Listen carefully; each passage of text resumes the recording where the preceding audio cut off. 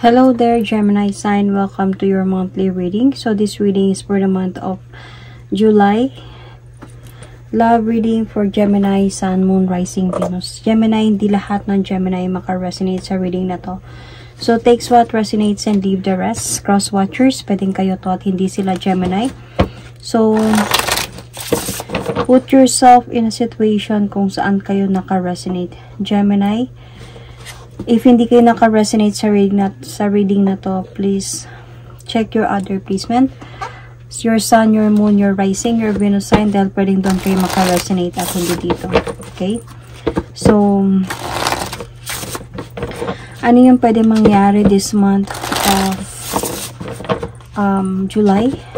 Love reading for Gemini, Sun, Moon, Rising, Venus. So, titignan muna natin if what is happening right now. And, bago natin puntahan yung pwedeng mangyari on July or in the near future. So, Heart's Hidden Secret Oracle card for your person part. Your person's heart's hidden secret. So, Divine Masculine. Young masculine energy. So, this person might be a man or anyone who has a divine masculine. Pwedeng tomboy, parang ganun. So, ano yung gusto niya sabihin sa'yo? So, let's see. Ano yung gusto niyang sabihin sa'yo?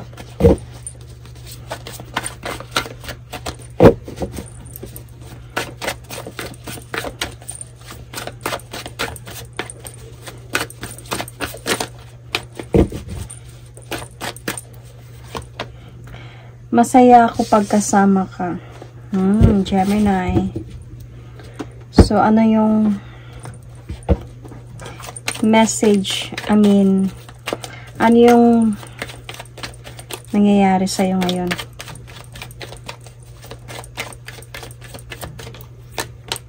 Abundance. So, keep positive mindset. Manifest exactly what you want. Gratitude and bliss. So, feeling ko itong person na to is a new person na dumadating sa'yo ngayon. A divine masculine na nagpapasaya, nagpapa-inspired sa'yo ngayon. So, let's see.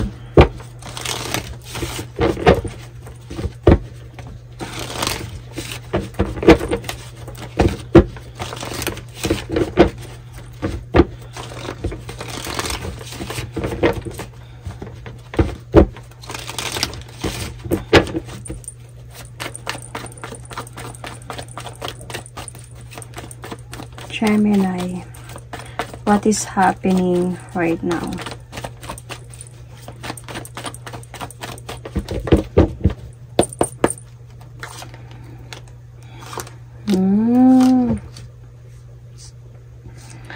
So,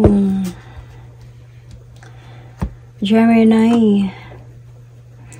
So, the thing here is, merong akong nakikita ditong might be itong person na to nag-e-effort siya sa'yo, na ipakita sa'yo na gusto ka niya, na willing siya na mag-proceed sa'yo, manligaw sa'yo, but then, hindi siya bago. Hindi siya bago. Baka asawa mo to before, or asawa mo to, or ex-husband, ganyan. So, kasi parang bumabalik siya eh.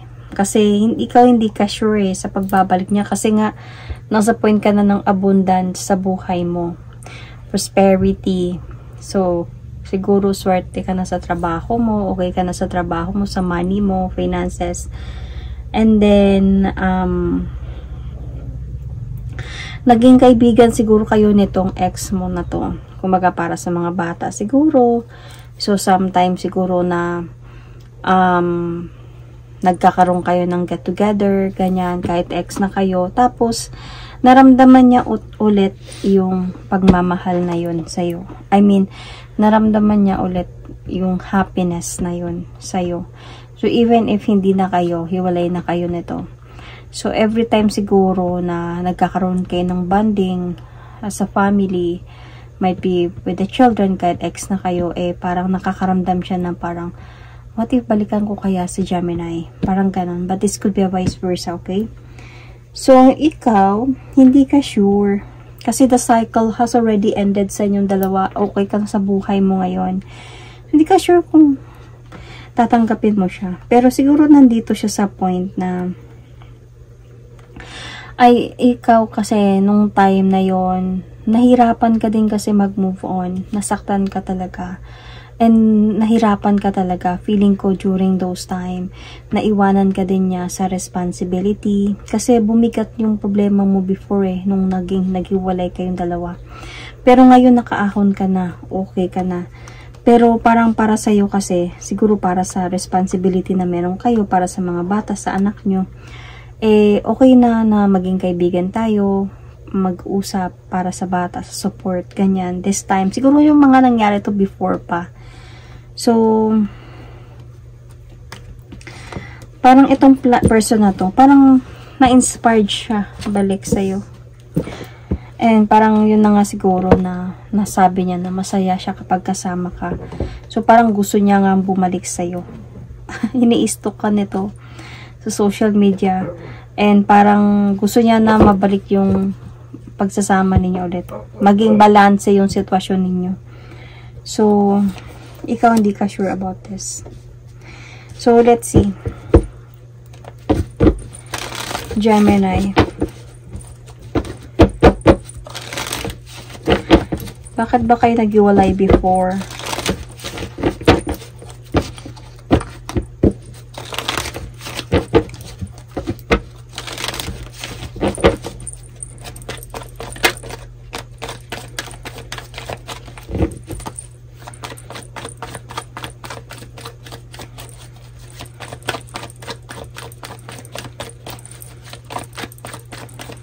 Bakit kayo naghiwalay noon?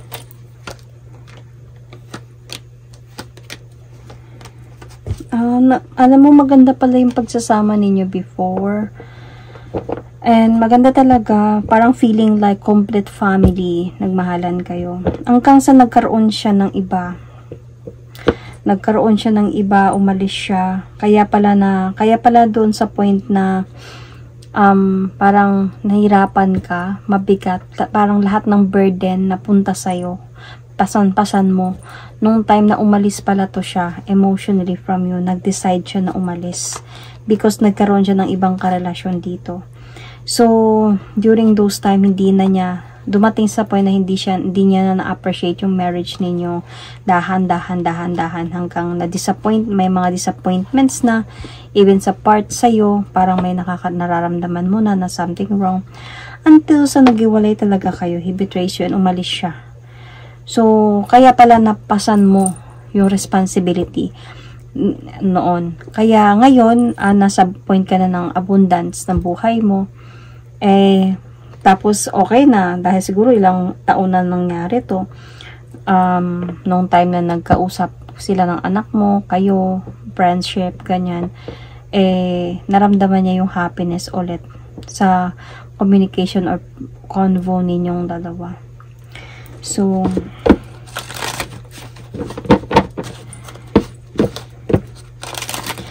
ano yung nararamdaman niya ngayon para sa'yo?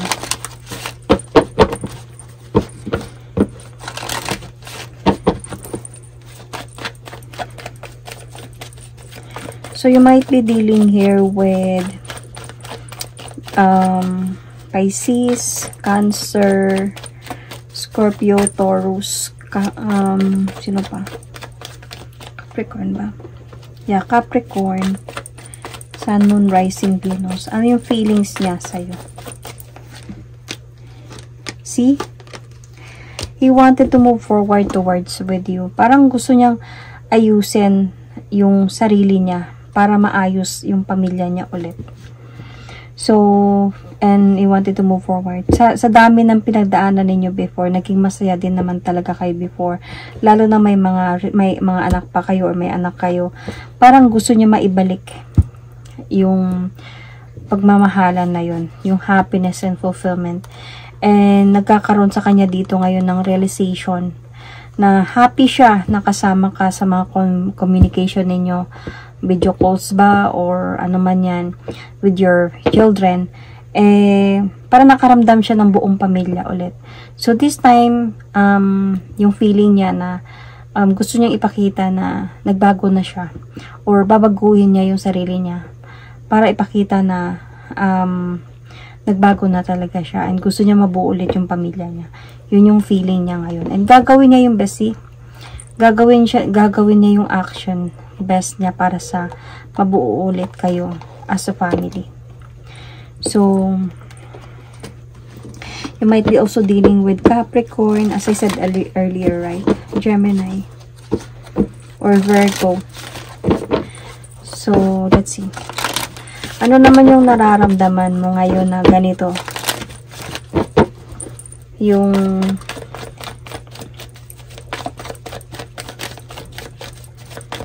sitwasyon ninyo.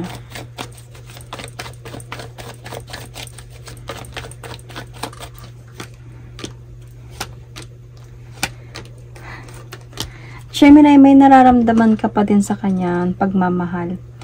Mahal mo pa din siya. Siguro same feelings, mutual feelings nung time na nagkausap kayo. Might be feeling ko lang. Ang nabivisualize ko kasi yung video call with your children or anak nyo ba? Isa lang ba or ilan ba anak ninyo? And video call sa friendship, ganyan. At least para sa kanya, para sa kanila man lang maging masaya yung magulang nila, papakita na ganyan. And may mga inbox na din kayo para sa mga bata, support sa ganyan. So may mga biruan na, ganyan. So doon naramdaman niya ulit yung pagkabibo ng pamilya niya before.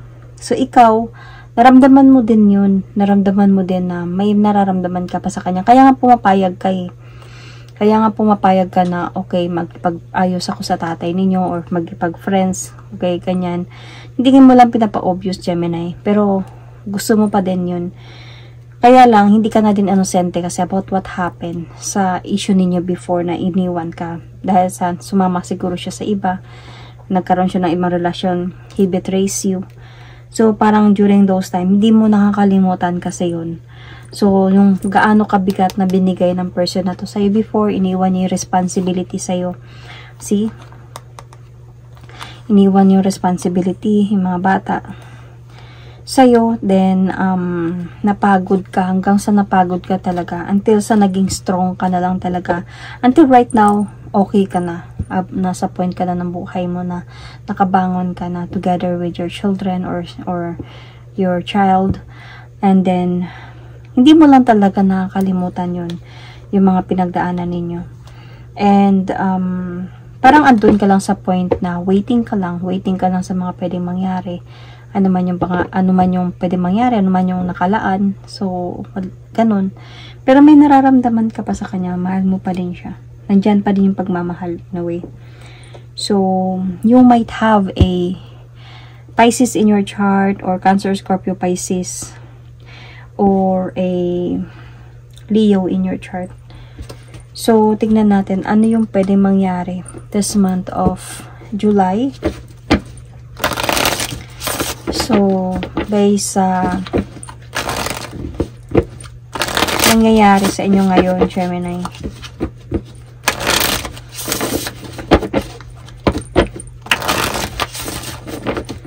Ano yung pwede mangyari ngayong month of July? Love reading. Based sa situation na meron kayo.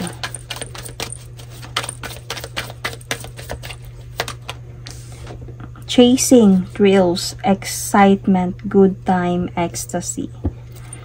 So, baka magiging okay na kayo nito ulit ng ex-husband mo.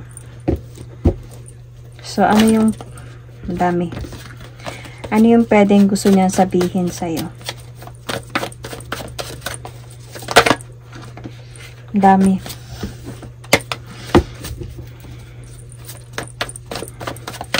Ano yung pwedeng gusto niya sabihin sa'yo?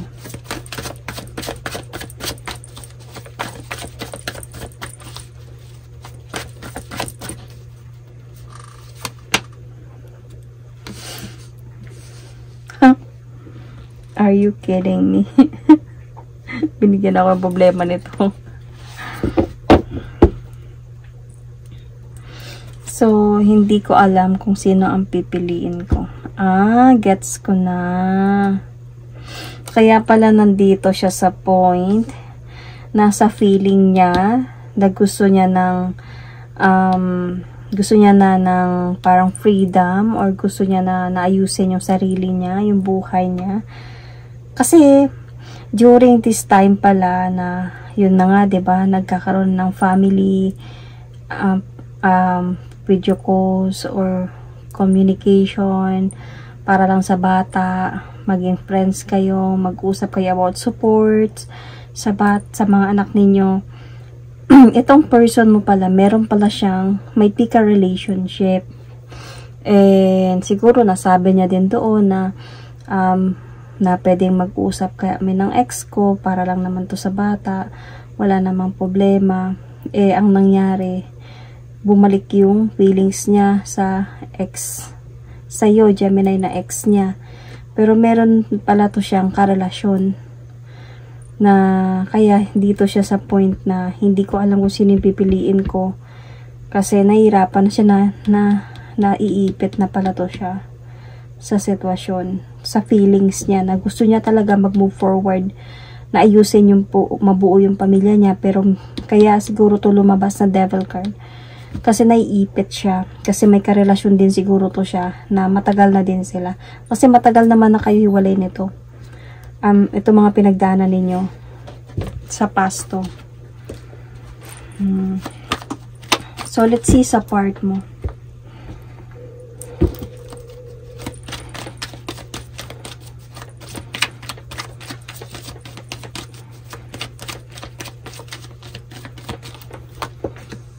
So, cross watchers, pwedeng kayo to at hindi si Gemini, okay?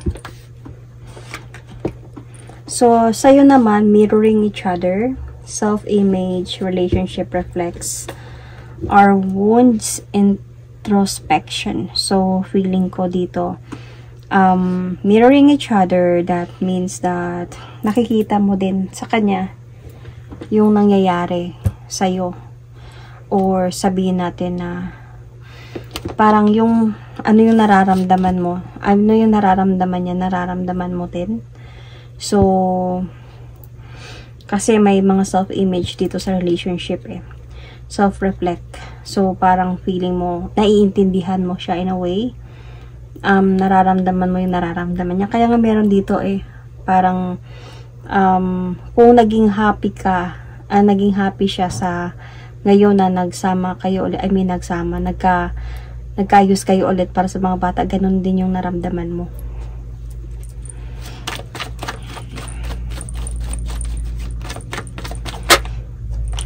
So, continue pa din yung communication ninyo dito still.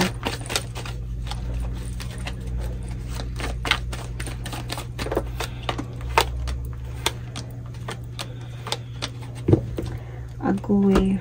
Parang magkakabalikan kayo, Gemini, ng ex mo.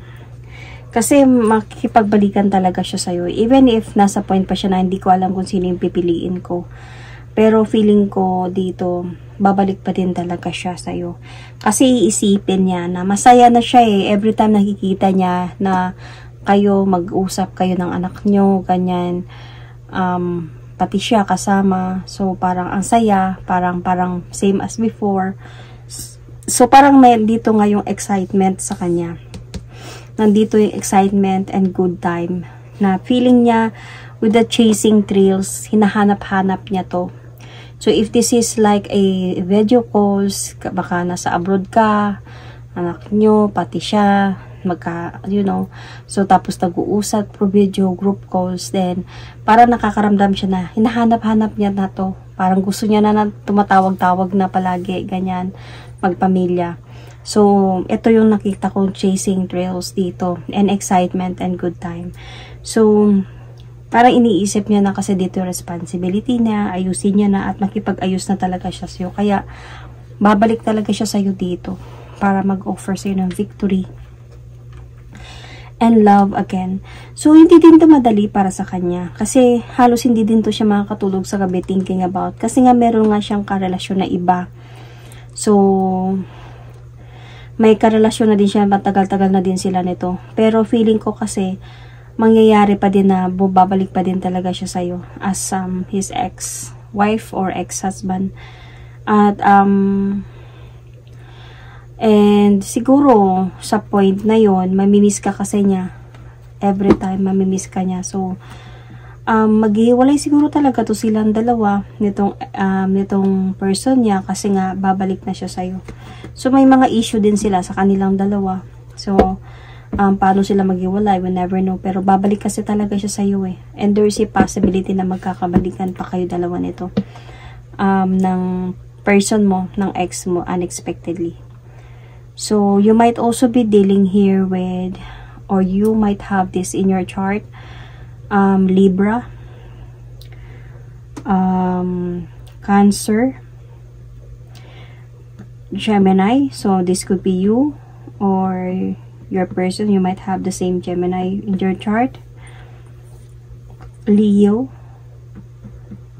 Capricorn, Sun, Moon, Rising, Venus. So, that is my reading for you. Thank you and God bless.